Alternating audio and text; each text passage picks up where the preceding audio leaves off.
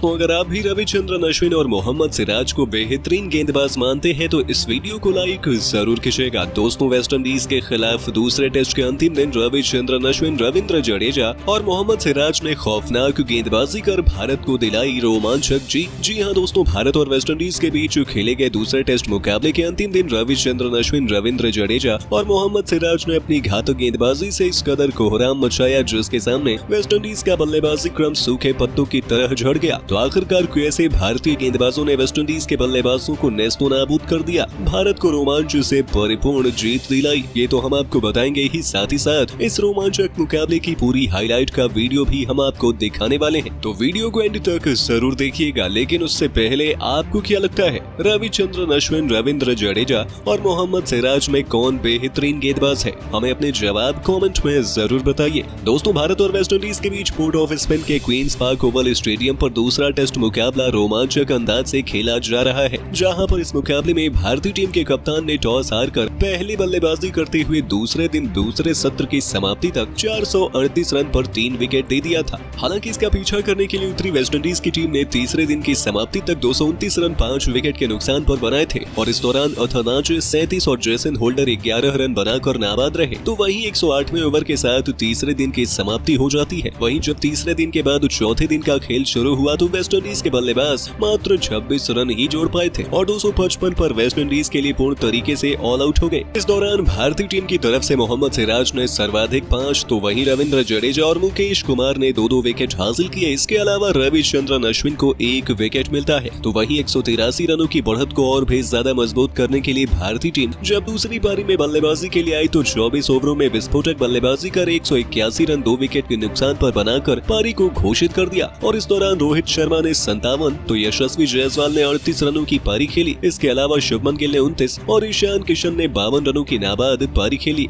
और वेस्टइंडीज के खिलाफ 364 रनों की बढ़त हासिल करते हुए 365 रनों का लक्ष्य दिया। हालांकि इसका पीछा करने उतरी वेस्टइंडीज की टीम ने बेहतरीन बल्लेबाजी करते हुए चौथे दिन की समाप्ति तक 32 ओवर में 76 रन 2 विकेट के नुकसान पर बना दिए हैं और इस दौरान ब्लैकवुड ने 39 गेंदों पर 3 चौके की मदद से 20 रन बनाकर नाबाद थे। तो दूसरी तरफ से चंद्रपाल ने 98 गेंदों पर 2 चौके की मदद से 24 रनों की पारी खेली और ऐसे में अभी भी वेस्टइंडीज 289 रन पीछे था। ऐसे में जब अंतिम दिन का खेल शुरू हुआ तो बल्लेबाजी पर ब्लैकवुड मौजूद थे और इस दौरान गेंदबाजी की शुरुआत मोहम्मद सिराज ने की, जिन्होंने जबरदस्त गेंदबाजी करते हुए पहले ही ओवर के अंदर भारतीय टीम को अंतिम दिन बड़ी सफलता दिला दी। जी हां दोस्तों, अनुभवी बल्लेबाज ब्लैकवुड को अंतिम दिन एक भी रनों का इजाफा न कर देने के बाद ओवर की अंतिम गेंद पर परेशान करते हुए 20 रनों के स्कोर पर एलबीडब्ल्यू आउट कर दिया, जिसके बाद बल्लेबाजी के लिए अथनाजे मैदान पर आते हैं और ऐसे में बल्लेबाज अथनाजे ने 1 रनों के साथ अपना और अपनी टीम का खाता दिन के तीसरे यानी 35वें ओवर में खोला था। दूसरी तरफ से बल्लेबाजी कर रहे चंद्रपाल ने भी अपना अंतिम दिनों का खाता चौके के साथ खोला और दिखा दिया कि वो भी आज इस मुकाबले में अच्छी बल्लेबाजी करने के बजाय भारतीय टीम को हराने के उद्देश्य से ताबड़तोड़ बल्लेबाजी के लिए मैदान पर उतरे हैं। इस दौरान बल्लेबाज अथनाजे ने 39वें ओवर में अपना पहला चौका लगा दिया। तो वहीं दोनों बल्लेबाजों ने मिलकर बेहतरीन बल्लेबाजी की, लेकिन इसी बीच दोनों की साझेदारी को रविचंद्रन अश्विन ने तोड़ दिया। जी हां दोस्तों, रविचंद्रन अश्विन ने बेहतरीन गेंदबाजी करते हुए बल्लेबाज अथनाजे को 28 रनों के स्कोर पर 50 ओवरों में अपने फिरकी के जाल में फंसाते हुए स्लिप में मौजूद विराट कोहली के हाथों कैच आउट करा दिया था, जिसके बाद बल्लेबाजी करने के लिए विकेटकीपर जोशुआ डा सिल्वा मैदान पर आते हैं, जिन्होंने 1 रनों के साथ पहली ही गेंद पर अपना खाता खोला। तो वहीं 51वें ओवर में चंद्रपाल ने बेहतरीन बल्लेबाजी करते हुए अपना अर्धशतक पूरा किया। वहीं जोशुआ डा सिल्वा को 58 ओवरों में मोहम्मद सिराज ने अपनी रफ्तार से मात्र 2 रन बनाने के बाद क्लीन बोल्ड कर दिया था, जिसके बाद बल्लेबाजी करने के लिए जेसन होल्डर मैदान पर आते हैं, जिन्होंने बेहतरीन बल्लेबाजी करते हुए चंद्रपाल का साथ निभाया और इस दौरान होल्डर ने 1 रनों के साथ अपना खाता खोला। तो वहीं पहले सत्र की समाप्ति भी हो गई, जहां पर 110 रन देखने को मिले थे और भारतीय टीम ने 3 बड़े विकेट गिरा दिए थे। ऐसे में जब दूसरे सत्र का खेल शुरू हुआ तो होल्डर और चंद्रपाल ने मिलकर काफी ज्यादा खतरनाक बल्लेबाजी की और दोनों ने बेहतरीन अंदाज में प्रदर्शन कर दूसरे सत्र को अपने नाम किया, जहां पर होल्डर ने अपना अर्धशतक चौके के साथ पूरा कर लिया था। तो वहीं चंद्रपाल ने अपना शतक छक्के के साथ पूरा किया और इस सत्र के अंदर 120 रन देखने को मिले थे और 1 विकेट भी नहीं गिरा, जिसके बाद अब अंतिम सत्र बाकी था, जहां पर मुकाबला और भी ज्यादा रोमांचक हो गया क्योंकि इस सत्र के अंदर भारतीय टीम को 5 विकेट चाहिए थे। तो वहीं वेस्टइंडीज की टीम को जीतने के लिए 60 रनों की आवश्यकता थी और ऐसे में गेंदबाजी के लिए आए रविंद्र जडेजा ने 1 ओवर के अंदर मुकाबले को पूरी तरीके से पलट दिया और 2 विकेट दिलाकर मुकाबले में वापसी कराई। जी हां दोस्तों, रविंद्र जडेजा ने बेहतरीन गेंदबाजी करते हुए सबसे पहले शतकवीर चंद्रपाल को 115 रनों के स्कोर पर कॉट एंड बोल्ड कर दिया था और इसी ओवर में बल्लेबाजी कर रहे 62 रनों के स्कोर पर जेसन होल्डर को भी विकेटकीपर के हाथों कैच आउट कराया, जिसके बाद मुकाबला भारतीय टीम के पक्ष में आ गया था। और ऐसे में अब बल्लेबाजी के लिए जोसेफ और केमार रोच मैदान पर आते हैं, जहां पर दोनों ने मिलकर बेहतरीन बल्लेबाजी की। लेकिन इसी बीच बेहतरीन गेंदबाजी करते हुए रविचंद्रन अश्विन ने जोसेफ को अंतिम सत्र के 8वें ओवर यानी कि 98वें ओवर में 8 रन बनाने के बाद विकेटकीपर के हाथों कैच आउट करा दिया, जिसके बाद बल्लेबाजी करने के लिए वेरिगन मैदान पर आते हैं और वो भी बिना खाता खोले अगले ओवर में रविंद्र जडेजा के द्वारा क्लीन बोल्ड होकर चलते बने,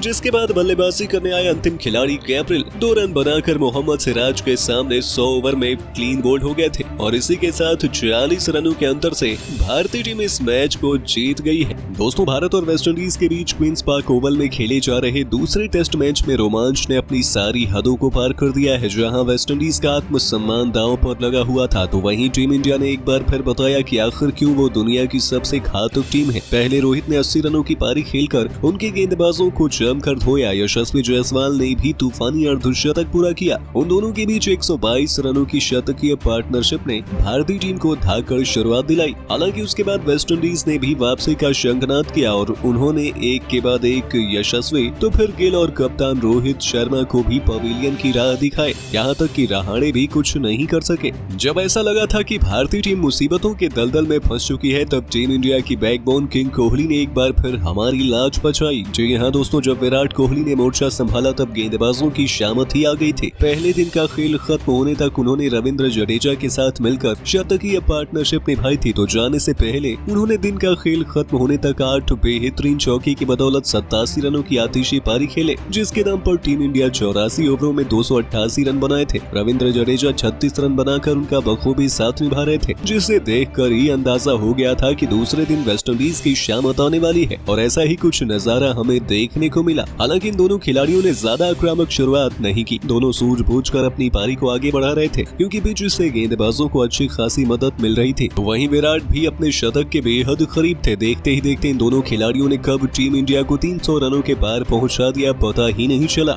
आपको बता दें, पारी के 87वें ओवर में टीम इंडिया ने 300 रनों का आंकड़ा छुआ। वेस्टइंडीज की गेंदबाज विकेट चटकाने के लिए एड़ी चोटी का जोर लगा रहे थे। दोनों तरफ से कातिलाना गेंदबाजी हो रही थी, जिनका ठोस जवाब दोनों बल्लेबाजों के पास मौजूद नहीं था। लेकिन ये दोनों मैदान में चट्टान की तरह डटे हुए थे, जिनसे पार पाना वेस्टइंडीज के बस की बात नहीं हो रही थी। इन दोनों को आउट करने के उनके सभी प्लान पर उन्होंने पानी फेर दिया था। 90 ओवरों का खेल समाप्त हो चुका था, जिसमें भारतीय टीम ने 310 रन बना लिए थे। भारतीय पारी लगभग 3.5 के रन रेट से आगे बढ़ रही थी, जो उतना अधिक नहीं है, यानी कि वेस्टइंडीज की वापसी साफ तौर पर देखी जा सकती थी। लेकिन जब विराट का बल्ला चलता है, तब उनके सामने हर कोई नतमस्तक होता है। आखिरकार लंबे इंतजार के बाद वो दौर आ चुका था। शतकों के सरताज विराट कोहली ने गैब्रियल की गेंद पर अपनी ट्रेडमार्क कवर ड्राइव से खूबसूरत चौका बटोरकर वो उपलब्धि हासिल की, जिसका हर कोई केवल सपना देखता है। अपने इंटरनेशनल करियर का 76वां शतक पूरा कर उन्होंने इतिहास के पन्नों में अपना नाम सुनहरे अक्षरों में दर्ज करवाया था। अपने 500वें मैच में विराट कोहली शतक जड़ने वाले इतिहास के पहले खिलाड़ी बने। अपने इस विध्वंसक पारी को उन्होंने 10 खतरनाक चौकों से सजाया था। एक तरफ जहां विराट कोहली ने अपने शतक का सेलिब्रेशन पूरा भी नहीं किया था कि अगली ही गेंद पर सर रविंद्र जडेजा ने चीते की तरह दौड़कर अपने अर्धशतक के आंकड़े को पार किया और विराट से कंधा मिलाते हुए रिकॉर्ड किताब में अपना नाम भी दर्ज करवाया। अपनी इस खूबसूरत पारी के दौरान उन्होंने 4 चौके भी लगाए थे और एक ही ओवर में टीम इंडिया के दोनों महारथियों ने वेस्टइंडीज की हालत पस्त कर दी थी। रविंद्र जडेजा ने अपने अर्धशतक के बाद अपनी राजपूती तलवार लहराते हुए इतने जबरदस्त अंदाज में जश्न मनाया, जिसने वेस्टइंडीज के फैंस में खुशियों की बौछार कर दी। लेकिन वेस्टइंडीज को अंदाजा नहीं था कि उनका आत्मसम्मान भी इस मुकाबले में तहस नहस हो चुका है। उसके बाद तो ये दोनों खिलाड़ी कहर बनकर वेस्टइंडीज पर टूट पड़े। अपने सामने आने वाले हर एक गेंदबाज को किंग कोहली बड़ी ही आसानी से बाउंड्री के दर्शन करा रहे थे। गेंदबाजों के चेहरों पर इन दोनों खिलाड़ियों का खौफ साफ तौर पर देखा जा सकता था, क्योंकि टीम इंडिया मुकाबले में बहुत अधिक मजबूत थी और वेस्टइंडीज को अब अपनी वापसी के लिए कोई चमत्कार करना था। लेकिन वो इतना आसान नहीं था। भारतीय खेमे में सुकून का माहौल था, वहीं फैंस की तो खुशियों का ठिकाना ही नहीं था, क्योंकि उन्हें पता था कि अब यहाँ से भारतीय टीम को हरा पाना लगभग नामुमकिन हो चुका है। वेस्टइंडीज खेमे में मातम का माहौल पैदा हुआ था। उन्हें समझ ही नहीं आ रहा था कि क्या किया जाए, क्योंकि टीम इंडिया दूसरे टेस्ट में भी उनका सुपड़ा साफ करने की तरफ मजबूत कदम बढ़ा चुके थे। मुकाबला काफी रोमांचक मोड़ पर आ चुका था, जिसमें हर तरफ केवल भारतीय टीम का दबदबा ही नजर आ रहा था। वेस्टइंडीज चाह कर भी कुछ नहीं कर पा रही थी। ये दोनों बल्लेबाज तो अब अपनी मनमर्जी से गेंदबाजों से खिलवाड़ कर रहे थे। केमार रोड, जेसन होल्डर से लेकर अलजारी जोसेफ, हर एक गेंदबाज उनके सामने बेबस नजर आ रहा था। देखते ही देखते इन दोनों खिलाड़ियों ने 150 रनों की मैच विनिंग पार्टनरशिप बना डाली, जिसने वेस्टइंडीज के गेंदबाजों के करियर को संकट में डाल दिया था। 96 ओवरों में भारतीय टीम ने 336 रन बना लिए थे, जहां विराट कोहली ने 118 रन बनाकर खेल रहे थे, तो वहीं 53 रनों पर जडेजा भी उनका बखूबी साथ निभा रहे थे। इन दोनों को उसके बाद भी रोक पाना वेस्टइंडीज के बस की बात नहीं हो पाई और दिन के पहले सेशन में ही उन्होंने टीम इंडिया को 400 रनों के पास पहुंचाकर भारतीय टीम को जीत की दहलीज तक पहुंचा दिया है, जहां भारतीय टीम आसानी से इस मुकाबले को अपने नाम कर सकती है। लेकिन दोस्तों, आपको क्या लगता है, विराट कोहली को उनके जबरदस्त परफॉर्मेंस के लिए मैन ऑफ द मैच दिया जाना चाहिए या नहीं? हमें अपने जवाब कमेंट में जरूर बताइए और ऐसे ही शानदार खबरों के लिए सब्सक्राइब कर लीजिए हमारे YouTube चैनल को।